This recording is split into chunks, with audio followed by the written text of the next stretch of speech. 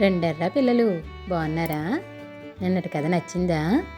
మరి నేను చెప్పే కొత్త కొత్త కథలు వినడానికి నా ఛానల్ని సబ్స్క్రైబ్ చేసి లైక్ చేయండి. మరి మీరు నా ఛానల్ని సబ్స్క్రైబ్ చేసి కథలు వింటే నాకు ఎంతో హుషారుగా ఉంటుంది కదర్రా. సరే ఈరోజు మన కథలోకి వెళ్ళిపోదామా? ఈరోజు మన కథ ఒకే రకం. తెల్లవారుతూనే వంట పని ప్రారంభించిన చైతన్య వీధిలో ఏదో కలకలం విని వాకిటి దగ్గరకు వచ్చాడు. ఎదురుగా ఒక గుర్రపు బండి ఆగి ఉన్నది. దాని చుట్టూ 10 మంది మనుషులు మూగి ఉన్నారు. చైతన్య గబగబా వెళ్ళి బండిలోకి తొంగి చూశాడు. లోపల ఒక 50 ఏళ్ల పెద్ద మనిషి విపరీతమైన గుండె నొప్పితో మెలికలు తిరిగిపోతున్నాడు. ఆయనది పొరుగురని తెలుసుకున్న నలుగురు బండివాడితో, మనిషి ప్రాణం దక్కేలా లేదు, వెంటనే వాళ్ళ ఊరు తీసుకుపో అన్నారు. బండివాడు గుర్రాన్ని అదిలించబోయేంతలో చైతన్య అడ్డుపడి, గుండెపోటు వచ్చినప్పుడు ప్రయాణం పనికిరాదు, విశ్రాంతి అవసరం, ఈయన్ని మా ఇంట్లోకి తీసుకువెళతాను అని బండివాడి సహాయంతో స్పృహలేని అతన్ని ఇంట్లోకి తెచ్చి పక్క సర్ది పడుకోబెట్టాడు. తరువాత చైతన్య బండివాడిని వైద్యుడి కోసం పంపాడు. వైద్యుడు వచ్చి ఏవేవో మందులిచ్చి పర్వాలేదని చెప్పి వెళ్ళిపోయాడు.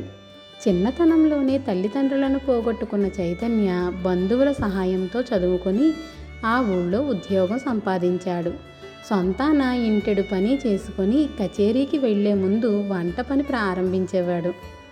చైతన్య పని పూర్తి చేసుకొని వచ్చేసరికి గుండెపోటుతో బాధపడుతున్న రోగికి బాగా స్పృహ తెలిసింది. ఆయన తానున్న కొత్త ప్రదేశం చూసి ఆశ్చర్యపోతూ చప్పున మంచం మీద లేచి కూర్చొని, నేనెక్కడున్నాను అన్నాడు. చైతన్య ఆయనకు జరిగింది చెప్పి, ఇప్పుడు ఒంట్లో బాగున్నది కదా అని అడిగాడు. ఆయన చైతన్య కేసి ఆప్యాయంగా చూస్తూ, నా పేరు రామభద్రయ్య, సమయానికి ఆదుకొని నా ప్రాణం కాపాడావు, నేను గుండె జబ్బు మనిషిని, నీ సహాయం ఈ జన్మలో మరువలేను అన్నాడు. తరువాత చైతన్య రామభద్రయ్యకు స్నానం ఏర్పాట్లు చేశాడు. ఆయన స్నానం చేసి వచ్చాక వేడివేడిగా భోజనం వడ్డించాడు. ఆ వంట చేసింది చైతన్య అని తెలుసుకుని రామభద్రయ్య, వంట అద్భుతంగా ఉన్నది, తింటుంటే మా ఇంట్లోనే భోజనం చేస్తున్నానేమో అనిపిస్తున్నది అన్నాడు. రామభద్రయ్య ఆ పూటే తన ఊరు బయలుదేరి వెళతానన్నాడు. జబ్బు మనిషిని ఒంటరిగా పంపడం బాగుండదనుకుని చైతన్య కచేరీకి సెలవు పెట్టి బండిలో ఆయన వెంట బయలుదేరాడు. ఊరు చేరేసరికి సాయంత్రం అయ్యింది. రామభద్రయ్య చైతన్యను తన భార్యకు, కొడుకుకు, కూతుళ్లకు పరిచయం చేసి చైతన్య చేసిన సహాయం గురించి చెప్పాడు. అందరూ అతడికి తమ కృతజ్ఞతలు తెలుపుకున్నారు. ఆ రాత్రికి తమ ఇంట ఉండి తెల్లవారాక వెళ్ళవలసిందిగా కోరారు. చైతన్య సరేనన్నాడు. రామభద్రయ్య కొడుకు చైతన్యకు ఊరు చూపించేందుకు తీసుకువెళ్ళాడు. రామభద్రయ్య తన భార్యతో, కుర్రవాడు చాలా బుద్ధిమంతుడు, మన అమ్మాయికి ఇంతకంటే మంచివాడు దొరకడం సాధ్యం కాదనుకుంటాను అన్నాడు. ఆ సమయంలో ఆయన కూతురు పుష్ప అక్కడే ఉన్నది. ఆమె అతి గారాబంగా పెరిగింది. వంట చేతనైనా ఆమెకు వంటగది అంటేనే చేదర. పరమ బద్ధకపు మనిషి. తండ్రి అన్నదానికల్లా తల్లి సమాధానం ఇచ్చే లోపలే పుష్ప అందుకొని, ఈయనతో పాటు ఆ ఇంట్లో మరెందరుంటారు అని అడిగింది. అతడికి మరి అంతా దగ్గర బంధువులంటూ ఎవ్వరూ లేరు, ఒంటరిగా ఉంటాడు అన్నాడు రామభద్రయ్య. ఒంటరిగా ఉంటాడా? మరి వంట మాటో అన్నది పుష్ప.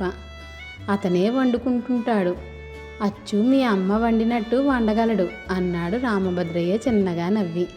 తండ్రి చెబుతున్న దాన్ని బట్టి చైతన్య బుద్ధిమంతుడు, మంచివాడు, దృష్టికి చాలా అందంగా కనపడుతున్నాడు. ఏ ప్రశ్నలు అడగకుండా పుష్ప ఈ పెళ్లికి ఒప్పుకున్నది. ఆ రాత్రి భోజనాలు అయ్యాక రామభద్రయ్య చైతన్యను మిద్దె మీదకి తీసుకుపోయి, నువ్వు మా ఇంట్లో అందరికీ బాగా నచ్చావు, మా అమ్మాయి పుష్పను చూసావు కదా, నీకిచ్చి చేయాలనుకుంటున్నాను అన్నాడు. చైతన్య ఒక్క క్షణం కాలం నివ్వెరపోయాడు. ఇది తానేమాత్రం ఊహించని సంగతి. అతడికి ఒంటరి జీవితం కొంత విసుగ్గా అనిపిస్తున్నది. అందంగా ఆరోగ్యంగా ఉండే పుష్పతో పెళ్లికి అభ్యంతరం చెప్పవలసిన కారణం అతడికి ఏదీ కనిపించలేదు. సరే అంటూ తల ఊపాడు చైతన్య. ఆ తరువాత నెల తిరగకుండానే పుష్పతో అతడికి వివాహం జరిగిపోయి ఆమె కాపురానికి వచ్చింది. వచ్చిన మర్నాడే ఆమె బారెడు పొద్దు ఎక్కి గాని నిద్ర లేవలేదు. కచేరీకి వేళ మించిపోతున్నదని చైతన్య హడావిడిగా వంట పని ముగించి వెళ్ళిపోయాడు. ఆ సాయంత్రం అతడు ఇంటికి తిరిగి వచ్చేసరికి పుష్ప గుడికి వెళ్ళింది. ఆలస్యం అవుతుందేమో అని చైతన్య వంట చేసేశాడు. ఆ రాత్రి పుష్ప భోజనం చేస్తూ, మా నాన్న చెబితే నమ్మలేదు, మీది అచ్చు మా అమ్మ వంటే అన్నది ఉత్సాహంగా. భార్య అలా ప్రశంసించేసరికి చైతన్య పొంగిపోయాడు. అయితే మర్నాడు కూడా తెల్లవారాక భార్య ఎంతకో నిద్ర లేవపోయేసరికి చైతన్య ఆమెను తట్టి లేపి, కచేరీకి వేళ అవుతున్నది, నువ్వు లేచి త్వరగా వంట పని ముగించు అన్నాడు. వంట మాట వింటూనే పుష్ప బెంబేలు పడిపోయి ఏమి చెప్పాలో తోచక ఒంట్లో బాగోలేదండి అని చెప్పింది. ఈ విధంగా పుష్ప ఏవో సాకులు చెబుతూ వారం రోజుల పాటు చైతన్య చేతనే వంట చేయించడమే కాక ఇంటి బూజులు దులపడానికి కూడా అవి నాకు అందవంటూ అతడి చేతే ఆ పని కూడా చేయించింది. అతతో ఇలాంటి దోబూచులాటలతో విసిగిపోయిన పుష్ప ఆ మర్నాడు అమ్మా నాన్నలను చూడాలని ఉన్నదంటూ పుట్టింటికి ప్రయాణం కట్టింది. ఆ తర్వాత ఆమె 15 రోజులకు తిరిగి వస్తూనే, ఇవాళ నాకొక చీర కొనండి అన్నది. ఇప్పుడు చీర దేనికి? ఒక పండగ లేదు, పబ్బం లేదు అన్నాడు చైతన్య. పండగలతో ఏం పని? ఎంతో కాలంగా నెలకొక చీర కొనుక్కోవడం నా పుట్టింటి అలవాటు అన్నది పుష్ప. ఆ సాయంత్రం భార్యను బజారుకు తీసుకొని వెళ్ళి చీర కొనిపెట్టాడు చైతన్య. తిరిగి వచ్చేటప్పుడు బాడుగ బండి ఎక్కుతుండగా పుష్ప చెయ్యి బెణికింది. ఆ రోజు కూడా ఎప్పటిలా వంట పని చైతన్యకు తప్పకపోగా చెయ్యి నొప్పి పెడుతోందంటూ మరి కొంతకాలం పుష్ప వంటగదికేసి వెళ్ళడమే మానుకున్నది. అయితే ఇలా దినదినగండంగా వంట పని తప్పించుకోవడం చిరాకనిపించి ఒకనాడు ఆమె చైతన్యను, మన పెళ్ళికి ముందు మీకు ఎవరు వంట చేసి పెట్టేవారు అని అడిగింది. నేనే చేసుకునేవాణ్ణి అన్నాడు చైతన్య. ఆ జవాబుకు సంతోషించిన పుష్ప, అలా చెప్పండి, మరి ఇప్పుడు నన్ను వంట చెయ్యమని అడుగుతారెందుకు? ప్రతిదీ గుప్పిడి వేసే చోట 2 గుప్పిళ్ళు వేస్తే సరి, మనిద్దరికీ వంట సిద్ధమైపోతుంది అన్నది. ఆ మాటలతో చైతన్యకు భార్య మనస్తత్వం పూర్తిగా అర్థమైపోయింది. మర్నాటి ఉదయం అతడు కచేరీకి వెళుతూ ఉండగా పుష్ప, చీర కొని చాలా కాలమైంది, సాయంకాలం వచ్చేటప్పుడు ఒక మంచి చీరగా చూసి కొనుక్కొని రండి అన్నది. చైతన్య జవాబు ఇవ్వకుండా మౌనంగా వెళ్ళిపోయాడు. సాయంత్రం కచేరీ నుంచి వచ్చేటప్పుడు తను వాడుకగా కొనే బట్టల దుకాణానికి పోయాడు. అక్కడ దొంతర్లలో పేర్చి ఉన్న చీరల్లోంచి ఒక రంగు చీర తీసి ఇవ్వమని దుకాణం వాడిని అడిగాడు. క్రితంసారి మీరు అమ్మగారు వచ్చినప్పుడు అలాంటి చీరే కొనుక్కుపోయారు, ఇప్పుడు మీకు నచ్చిన మరొక రంగుది తీసుకుపోండి అన్నాడు దుకాణం వాడు. కాదు, అదే కావాలని ఎర్ర రంగు చీర తీసుకొని డబ్బు చెల్లించి ఇంటికి వచ్చేశాడు చైతన్య.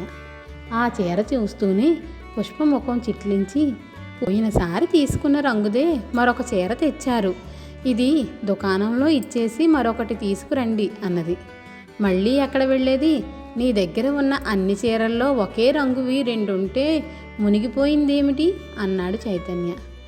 ఏదో చాలా తెలివిగా మాట్లాడాలనుకోకండి, 25 చీరలున్నా ఎవరూ ఒకే రకం కట్టుకునేందుకు ఇష్టపడరు, రంగులోనో నాణ్యతలోనో ఎక్కడో మార్పు ఉండాలి అన్నది పుష్ప.